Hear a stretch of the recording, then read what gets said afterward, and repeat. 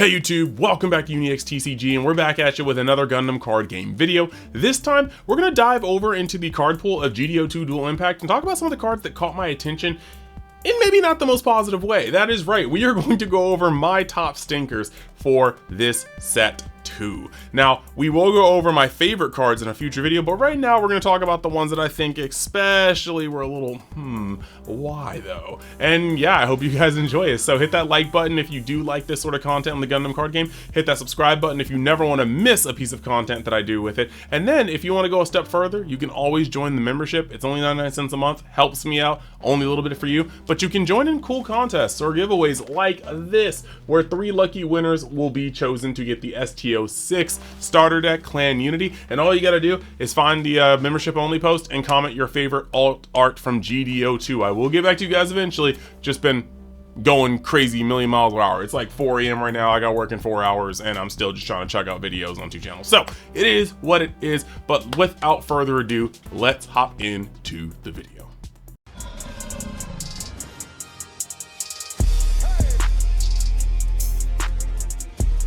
So the very first one I'm gonna go over is actually gonna be the CPU trigger, or trio. Yeah, the CPU trio is, it was a choice. So like, I mean, if you look at the cards on screen right now, first you've got the Orga, Krut, and Shani, level 5, 1 cost, 2/1 pilot. So first off, we're just gonna talk about this, all right?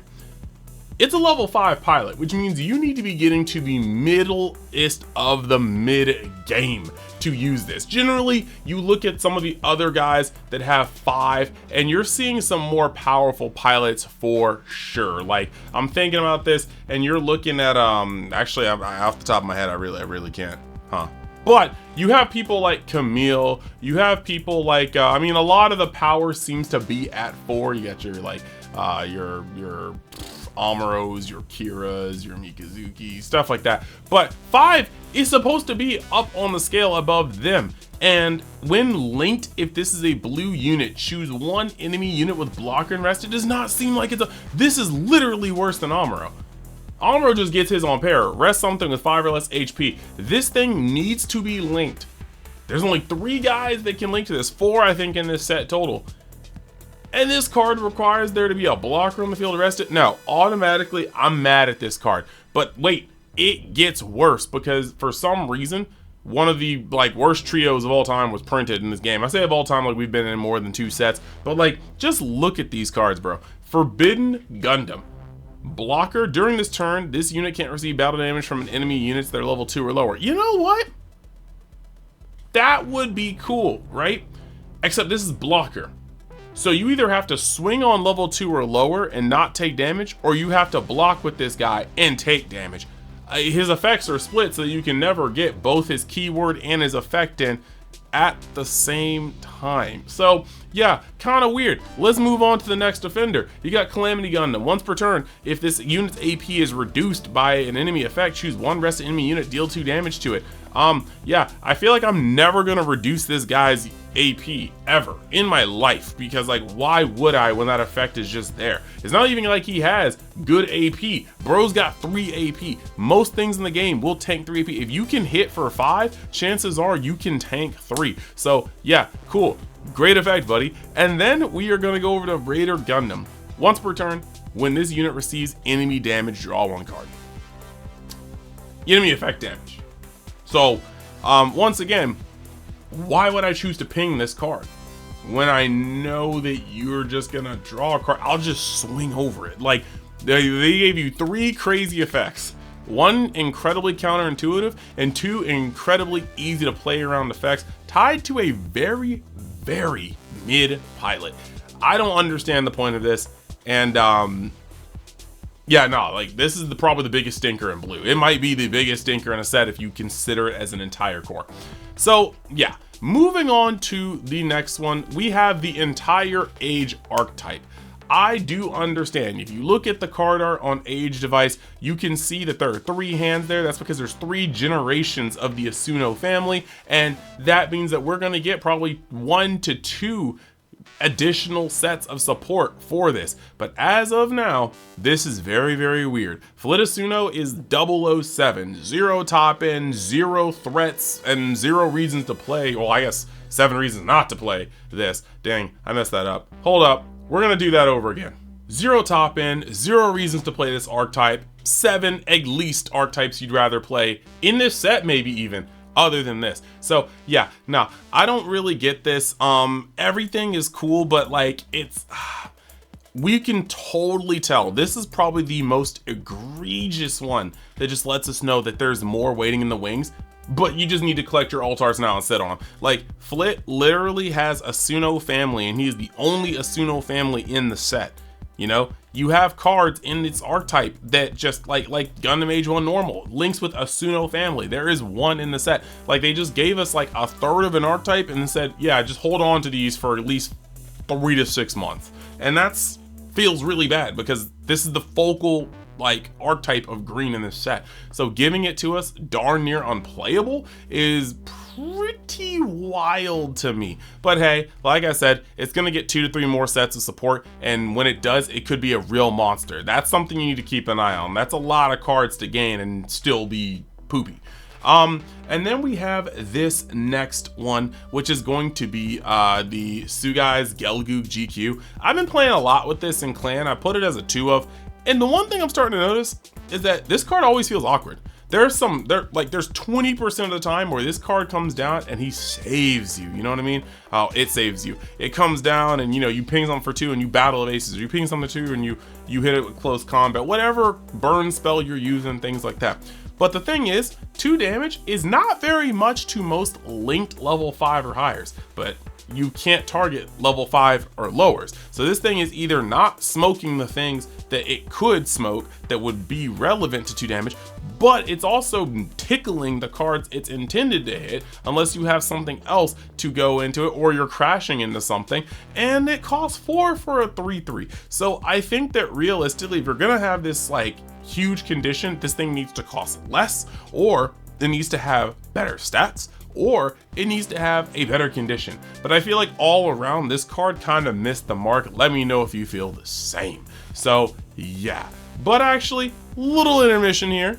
I just wanted to hop in here real quick, and as per usual, just let you know that if you're still watching, thank you. And if you are watching, you want to hit that like button, I'd appreciate it. But if you want to hit the subscribe button, I'd also appreciate it. Also, speaking of things that I do appreciate, I do have my other channel, Universe X Media, where I play games, things like SD Gundam G Generation. If you guys have been getting these season 2 promos from your locals, that's where that's from. I play that game. I just summoned on the Barbatos Lupus Rex banner that just came out last night. So yeah, we're having a ball. But yeah, I do lots of things over there, and I'm trying to grow that channel. So I'd appreciate it if you went over there, gave it a look-see. It'll be in the description. Now back to the content. Now that we're back, speaking of another card that kind of failed, you know, just kind of failed to launch, you got Gaza C. A 1/1, 0/1, active main restless unit, choose something that has level 5 or lower, deal 1 damage to it. Why are we going neg1 in hand to deal a singular damage? Like, I guess maybe, you know, we do run like the Sugai pilot, but like 1 damage seems very inconsequential. 1 damage on a body seems weird, and it has 0, so it can't even push into shields. Like, what is a unit with 0 power? This card is lost on me. And like I said, there may be some things that I am not seeing, but this card in particular is very lost on me, and I think he's just like just a waste of paper. It's kind of weird. It's kind of weird. I'm not gonna hold you, but hey, maybe there's some uses. Maybe I just don't know what Bandai's cooking, and we may see something later. But now we've got this next card, and this is Gundam Chimeras. And this card is just worded so awfully that it's crazy to me that it's an LR. So yeah, look, you got level 5, 4 cost, 4/4. Okay, we're going along here. These are decent stats. Deploy if there are 4 or more Gjallarhorn. Look, I'm gonna stop you right there. There are literally 6 Gjallarhorn cards in the game, essentially, and only 2 of them are good. So the fact that we have to play and have 4 more is already a detriment. But even so, this could have been fixed if this thing said discard 2 cards. If there are 4 or more Gjallarhorn cards in your trash, draw 2. bam, we instantly are able to at least turn some of our hand into draws. No, you have to already have 4. So not only are you running every good Gjallarhorn card in your deck, which is like 2 to 3, but on top of that, you have to drop them into your trash. Or you have to draw 2 and then discard 2, meaning there's no way for you to like just like, no, like, oh my gosh, like, yes, we have Overflowing Affection, yes, we have a new sign, but this card could have just had a couple words changed around, and I think it would be absolutely great. To be honest, even if it was just a body that drew 2 and discarded 2, that would be great. Like, even generic, that would have made this a prime staple white card. But I feel like its condition is too wild, especially seeing as that we barely have any Gjallarhorn. And yes, in the future, there's still a lot of things we can get. We have other Grays units, we have Ainz Grays, we have Vidar, we have the Vidar Chimeras mix, we have Bale. There's a lot of things they can add in, but you know what? They're not here yet. And so this is just a really weird effect. Maybe it'll spring back up later. Maybe a lot of these cards will spring back up later. Speaking of useless Gjallarhorn, we got Carter Grays' Ritter ground type. Now, granted, I get it. 4/3, 5/4 stats. During your opponent's first turn, the enemy your unit battling this card gains first strike.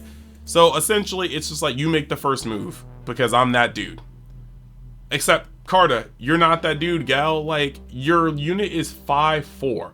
Do you know how many things in the game, by the time you get up to this amount of resources, will have first strike and one-shot this thing before it can even deal damage back?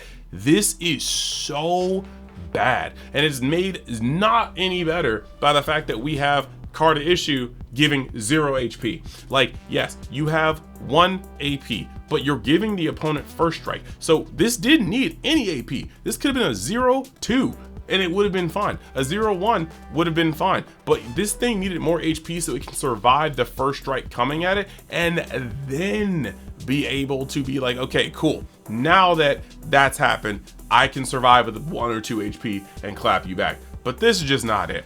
Now the action, if you have a Gjallarhorn Link unit in play, choose one enemy unit, it gains -3 AP during this battle. This will be a great idea to use on the card that has first strike so that your Carta issue survives. However, at the same time, this is the link to Carta's Grays. So if you have linked with Carta's Grays, you probably don't have this in hand anymore to save Carta's Grays. Look,